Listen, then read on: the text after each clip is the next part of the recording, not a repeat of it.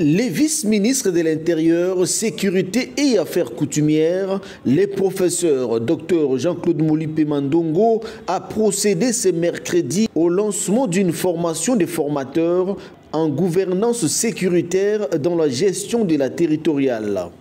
Une activité qui vise la restauration de la paix sur l'ensemble du territoire national, conformément à la mise en œuvre du décret portant création des comités provinciaux et locaux de sécurité. C'est la salle des conférences du Cercle Laïs à Gombe qui a servi de cadre à cette cérémonie. Pendant 8 jours, soit du 16 au 25 août 2023, les acteurs majeurs de la sécurité territoriale venus de différentes provinces seront renforcés en capacité sur des matières transversales liées à la bonne gouvernance et sécurité des entités. Une formation qui vise la restauration de la paix et l'instauration de l'autorité de l'État, a fait savoir les vice-ministres de l'Intérieur, professeur Jean-Claude Moulipe Mandongo, qui rend des hommages mérités au chef de l'État, son Excellence Félix Antoine Tshisekedi Tshilombo, pour les efforts fournis pour que la paix revienne dans l'est du pays et dans l'espace Grand Bandundu.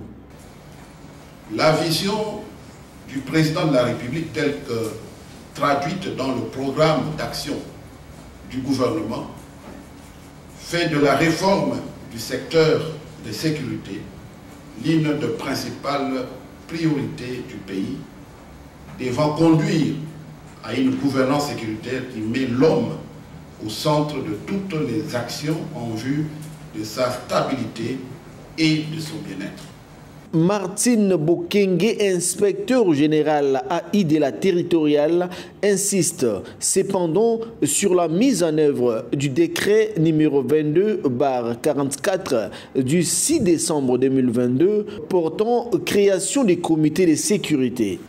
Le présent séminaire a pour objectif global de contribuer à la mise en application effective et efficace et cohérente du décret portant création, organisation et fonctionnement des comités provinciaux et locaux de sécurité, ainsi que ces mesures d'application. Les Pays-Bas, représentant les partenaires experts et autres, promet son engagement pour accompagner les gouvernements congolais dans ce volet sécuritaire. Nous restons, les Pays-Bas, engagés pour notamment accompagner votre ministère dans la vulgarisation du décret numéro 22/44 du 6 décembre 2022 et de toutes les mesures d'application et afférentes dans les zones couvertes pour le programme ESPER. À l'issue des travaux, les participants seront en mesure d'appliquer ces décrets sur les comités provinciaux et locaux de sécurité. Une photo de famille a sanctionné cette activité.